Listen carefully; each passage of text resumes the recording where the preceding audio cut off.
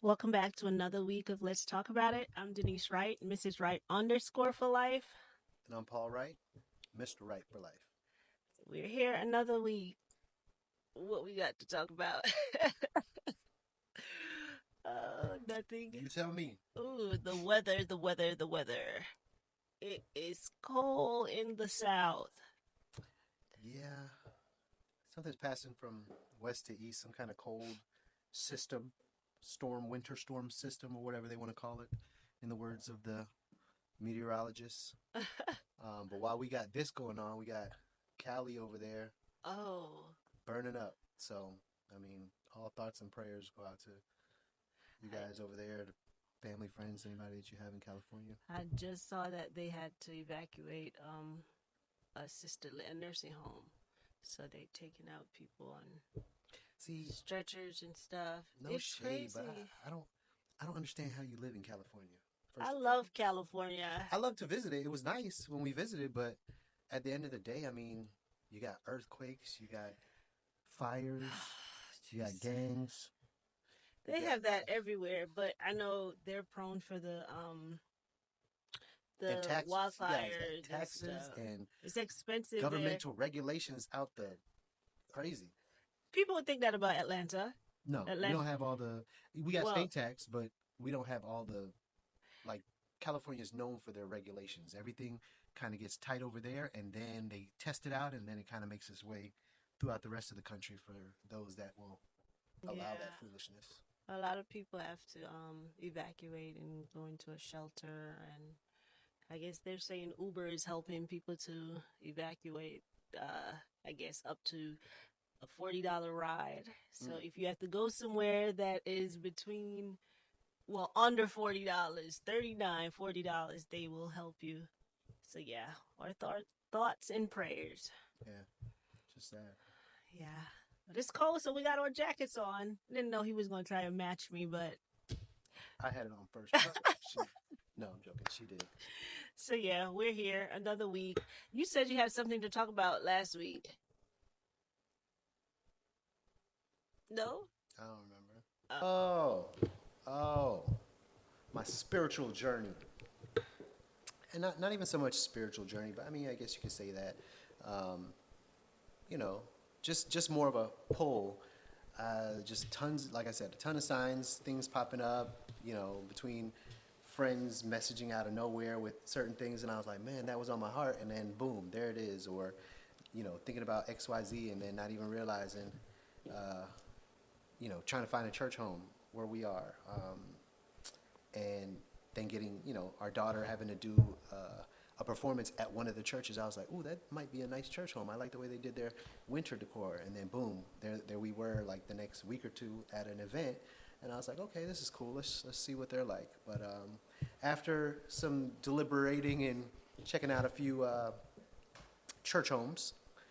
Long story short, um, I think everything in this life is almost like a dating a dating scene where you have to go and see if you like it, if it's not a match, you move on to the next. So, like you're saying, we were Dating a few church facilities, church homes, and child, they did not make the cut.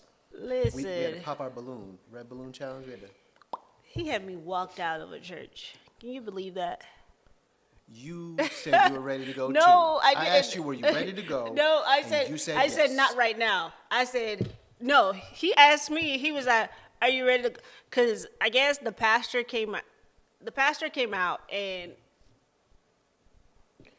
he sat down. She going to hell by herself on this No, one. no, no. I'm not. I'm honestly not. And I'm not. What am I doing wrong? Nothing. The pastor came out and he sat down the whole time, and it was not.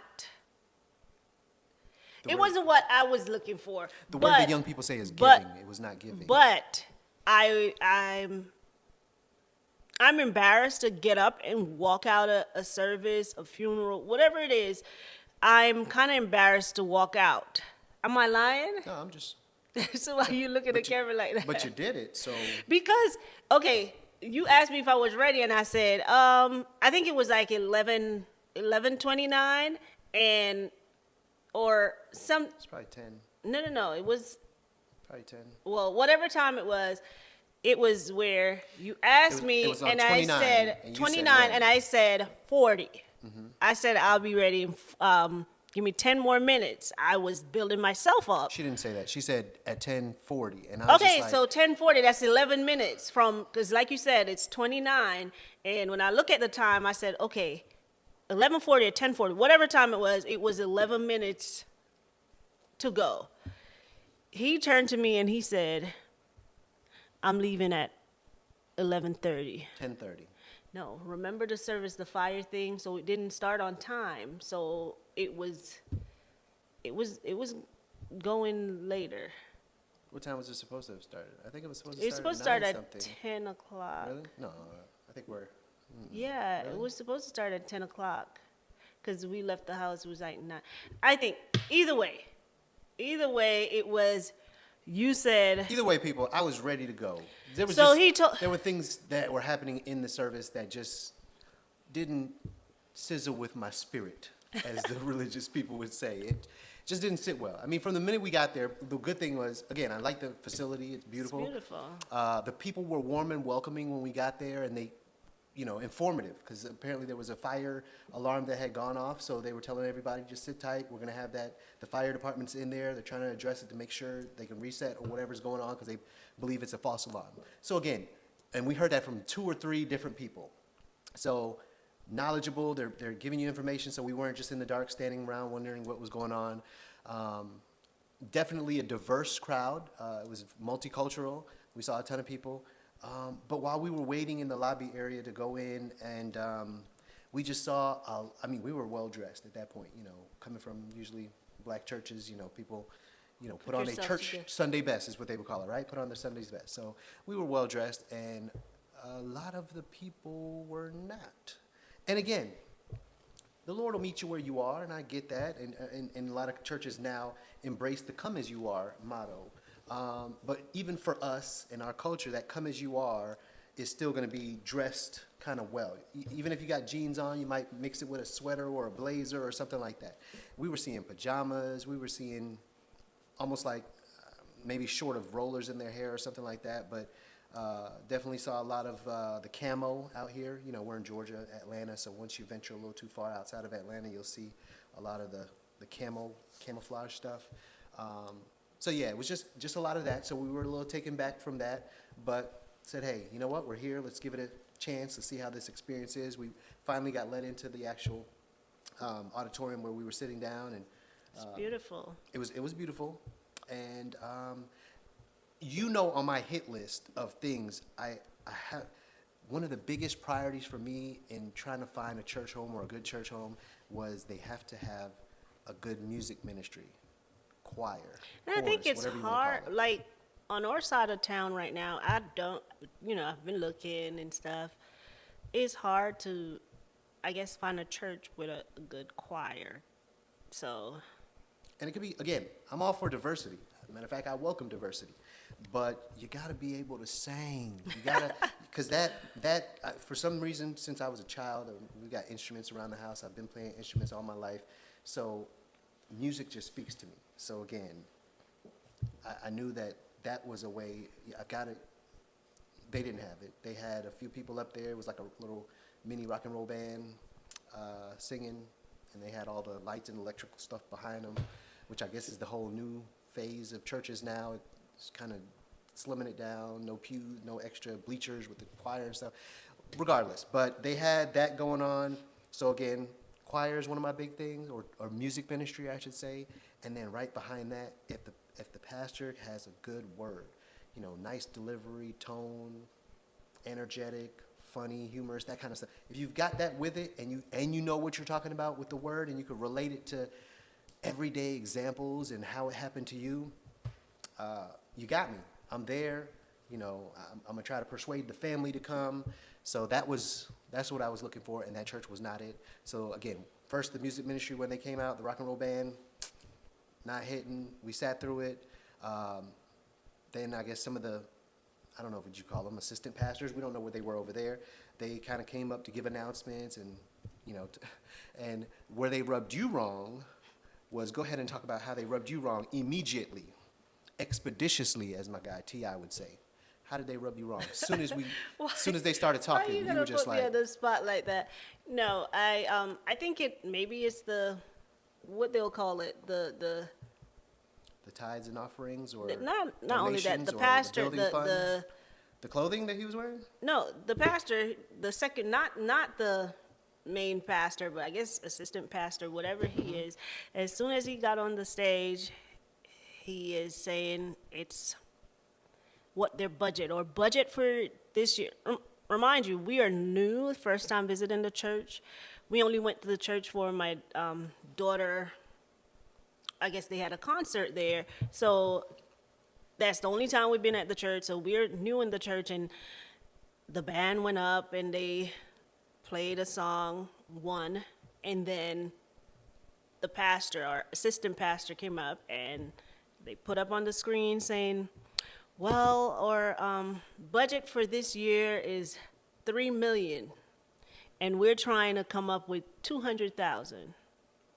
And this, on the screen, they put up, and this how it breaks out. I'm looking up on the screen, and I see it's showing you 5, 10,000, 10, It's 5,000. basically saying what you need to do to contribute. You can either contribute in these increments, or like they're telling you how it needs to come to them, but they're looking for XYZ dollars and per household, and this is what it needs to be. And Because it's a nice church, and they do they help a lot of they help a lot schools of schools in the area. in I the think they said they were community, helping like 30-something schools and giving like 15,000 each school or something like and that. they help with I guess at the church they have where they help with special needs. They're trying to build All-inclusive facility for children, because again, a lot of the schools that they help have those special needs programs and special education departments, so they'll help with donations to those. So they're like, well, if we're helping and setting up Building those up facilities others, we at should- schools, why shouldn't we do that to for where ourselves. they could come into the facility? Which it does make sense, It but all makes sense. What rubbed me wrong is that the shakedown. I didn't get to warm up to, okay, this is the church. They didn't play 2 songs that I got up and clapped, and the pastor came out and say a few words, and then you're telling me what you're looking for. So, yeah, I was mad. In the words of like the dating realm, it would be like on the first date, somebody just immediately either attacking your pockets or just saying, why even date? Let's just go straight to the Yeah, bedroom or let's something. go You're like, whoa, straight whoa, to whoa, the buy me bedroom. dinner This- first, give me a drink, This warm what me I'm up. looking for. Yeah, like, we're not going straight to the altar or straight to the bedroom. Let's get to know each other. So yeah, the first, again, it was barely a welcome. It was just boom, and then here, we need your dollars. This is what we need. This is how we And need this it. is the last weekend to come up with the 200,000. We need to make it come You up paid with attention a little bit more than me because I didn't even realize they were talking about trying to get 200,000. it. Yeah, I was just, they lost me at the. 200,000. I'm sitting there like, wow. They lost me at the music ministry people. And then right behind that, again, I don't know if he's an associate pastor, deacon, pastor in training, waiting, I don't know what he is. But he came out and again, along with that theme, I mean, he was straight, some dirty blue jeans and a black shirt or something like that. Or not even dirty. I wouldn't say dirty blue jeans. I'm just saying like it didn't look like It's not. church appropriate to me. You know what I'm saying? Like it wasn't well put together, the whole outfit. So that was there, and I was like, well, he's not the pastor. Let's see how the pastor comes out. Let's see what kind of energy we see there. Because again, if he could come and hit with a word, maybe I could get past everything else. I know a lot of people would say, like you just said, come as you are. So people will probably bash us to saying Yeah. we're judging the pastor, or we're judging that whatever they're wearing. But again, I know it say come as you are, but if you have time to put yourself together, that says a lot about you, who you are and how dedicated you are to yourself, or how you show up for other people. That. And you only get, and again, here it is our first time there. You only get one shot at a first impression. So you should always try to make yourself presentable, wherever that may be on your spectrum. You know, we don't know what people's finances are, but again, it takes nothing to try to put yourself together to make sure your clothes are ironed or something like that. Because again, you're presenting yourself to somebody at some point, maybe for the first time. So here we are, our first time at this And this even facility. even so, even if they were dressed the way that they were dressed and they delivered the message that we were looking for, we would have Yeah. looked beyond what Yeah. they're wearing. But it's almost like everything coming together to say, oh, we should have known. Well, we didn't Sorry. even. So again, we were waiting for the pastor to see if he could hit a home run with the word. He comes out. I guess they came out with his stuff and set him up. He's got his little. I think he's older. He's older. Oh, so you're already making excuses for the man? I'm just saying.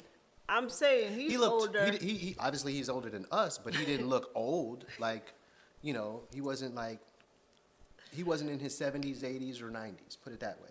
So I feel like, again, they brought out his stand and everything, so he was there preaching from, I don't know if you call it from the pulpit or whatever, but he was preaching. They brought out his stand and they brought out a stool, so I'm like, okay, maybe he's going to rest water or something on the stool, kind of like the comedians do, or, you know, every now and then if he needs to take a seat, you know, he could do so. But no, he immediately came out, boom, he sat down, and I guess he tries to deliver his word right there. And I think that lost it for me too, because he wasn't dressed the way I would expect the pastor to dress. He's sitting now, so again, I feel like the conviction and that authority that would have come through the voice, if he's moving, what do they say? Motion creates emotion at times. I was looking for that. But also, even if he was sitting down, every now and then he could could get have up. He got didn't up. get up. Yeah, he didn't sat get the up. whole time, and him delivering the word, it was just he just read it and then talk a little about it, but he didn't have his pitch didn't go up, it didn't go down, it just stayed like he was just leveled, like there wasn't any emotions, there wasn't anything connected to what he was doing for me. I'm talking for myself. For me, because you're hitting the nail on the head, because he lost me. You know, I was already a little, you know, pulled back from just appearance and everything coming out. But then I was like, okay, let's see how he does from this seated position. Can he deliver it? And just like you said, you hit it directly on with that. There was no emotion, there was no pull, there was no inflection, there was no, you know, I don't know. He didn't belabor a point or anything. So again, it might be somebody else's cup of tea, but it wasn't mine. And I'm not of the church. I don't like to go to the churches where, you know, it's super holy sanctified. You know, people are speaking in tongues everywhere and falling out, and that's not me. I grew up in a church that was not me. I grew up in a church that was like that, or all the church that my mom and family member would bring us to is like that. And I'm not necessarily looking for a church like that, but I'm looking for you to have emotions and Find me in the middle. Yeah. Find me in the middle. Not so. Turning over benches and all of that. No. And then not so, you know, not where you could hear a pin dropping. Like, there's got to be some kind of emotion, flexion, you know, message being delivered, like preaching that's happening. I need you to preach. So, and that, you know, so again, we found a few, and we tried a few. Well, we watched a few online, and you know, when we first met, I asked about church or whatever, or he asked about church, and he told me that there's this church that he visited with the children and stuff, and he really liked the church, and you know, the I was a pastor member without being a member. I refused to. He was not a member. He just go to this. I was a member. He just go to this church. No, you weren't a member. Nobody I was a know member without being a member. They got my money. I came they every got Sunday. your money, but they don't know you, sir. They did know me. I was one of the people that headed up I helped to start the BYOB, the Be Your Own Boss Business Ministry. Okay. But okay. Again, was I officially? So did I get sent to the let room me and all understand, that? No. people. Let's vote on this. If you are going somewhere faithfully every Just about every Sunday, yeah. every Sunday, but For quite some They- time. they don't know your name, you Stop have not that. Stop signed that. up. Stop that. Stop that. Now You have not signed up. You're trying to skew the people. No, It's not I'm that they not. don't know your name. You're not officially, I guess, signed Okay. into their roster, maybe. Whatever he said. But If yes. if something would have happened to you, God forbid something had happened to you, and they're looking for say in your church, They the would have church laid that me to you, rest right there. they would have known probably me, 'cause say again- you go to this. Oh, he visit this church often, but I don't think it says he's a member. He come to this church often, but he's not a member. A member of a church paid tithes. I pay tithes. You were given offering. Mm-hmm. You can't pay tithes if you're not a member of the church. Or maybe Any money I give you I'm wrong. towards my- maybe I'm wrong. Oh, Any money I give you from my pocket, the way I see it, again, biblically saying and all that, I know tithes are 10% and everything. And, you know, something like that, bro. Sorry. again, biblically saying, I know tithes are 10% given unto God and your church that's doing things in the community. I get that. So again, I'm giving you as close as I can to that 10%, often 10% at times and stuff like that. But there, again, as a business owner, especially in the beginning, early stages or earlier years, your income ebbs and flows. So at that time, you might not even know what your income technically is, but you're trying to contribute something that doesn't hurt you or hurt your family at the same time. And I always did. Even when the kids came with me, I made sure the kids had a little chippings to go ahead and give as well. I'm just messing with him. He said She it's just his, hating on me because no. know. I said he said it's his home church. He's going to this church, so okay. He stopped going. I don't know why. If it was before he met me or how. No, it had to been before he stopped going. I don't know why. A lot of it just became with my schedule because, again, at times both kids were in soccer, so it would conflict at times when there's games and stuff on Sundays, or they'd throw a makeup game on a Sunday, and you know I was coaching their little league soccer teams at the time, so something had to give, and sadly, you know, it took a back seat.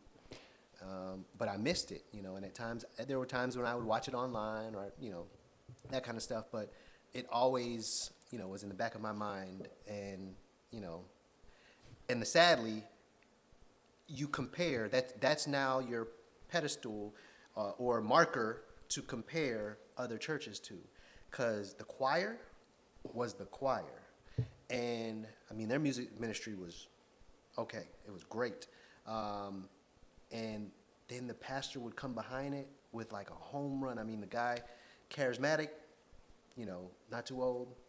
Nothing against old people, sorry guys. But I'm just saying, he was young enough that he could relate in terms that we understood. You know, I'm a member of fraternal organizations and stuff like that. He is as well, so again, he can reach you from there, from here. Humorous, I mean funny, you saw it from the minute we got there, or even, you know, just watching it online, he could make things funny and stuff like that. So again, I loved it, and I'm glad that I got her to watch a service. We dressed up and sat at home and watched the service a week before we wanted to go visit. So I was like, let's see how you feel and stuff like that. So we sat there, watched it. She said, all right, well, yeah, you know, well, give it a try. I said, can we go next week? And she was like, yeah.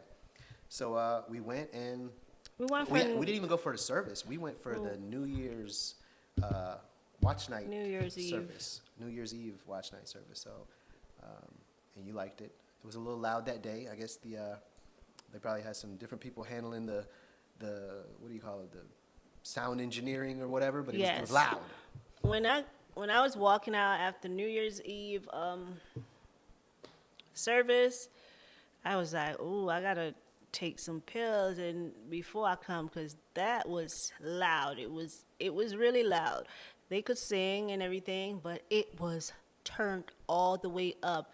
And then you had people, I don't know if they're members, like my husband called himself a member, even though, you know, they anyway, but there were people in there that was, they were, okay, Pastor, She doesn't talk like the the word, ad-libbers. Pastor. She doesn't like the echoes or the ad-libbers, the people, you know, those people that, go ahead now.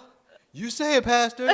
Yes, sir. You say it, sir. Yes, sir. You correct. You right. Those things is a distraction to me because now I'm trying to look like, who's saying that? So, you know, but everybody, he let me know. He's like, and I already know this, that, you know, everybody worship different. What works for them might not work for me, and I have to be able to accept that and, you know, probably try to shut it off and not think so much about it. You might have a little touch of the ADHD like me, because that it became a distraction for you. That kind of stuff. Like, Because I want to look back on who is doing it or who is saying it. So that gets me as well. I don't like hearing a lot of that. I could tolerate some of it, but if it's constant, yeah, it's a problem. But again, in my head, I'm like, it's watch night service.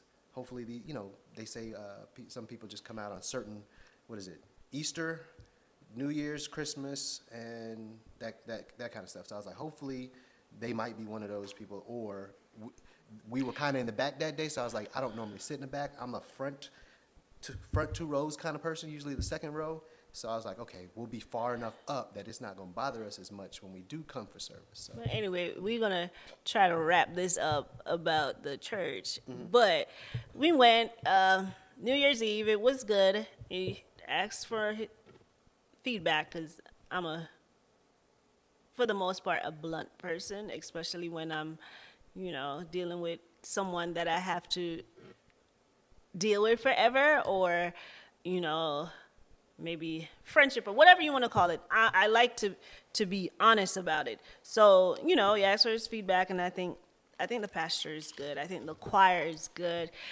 For the most part, the music was just a little bit too loud, and maybe the little distraction in the back. But I was like, okay, I could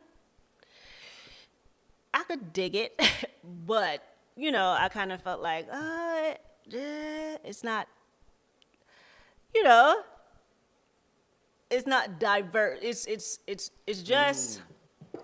She didn't think it had enough diversity for her. She wanted to see more sprinkles of salt in the pepper. You know what I mean? Which there's a lot more pepper than everything, because yeah, I like to know that you not only touch one race, it's all race can be touched by this one person. So that's what I felt like it was missing.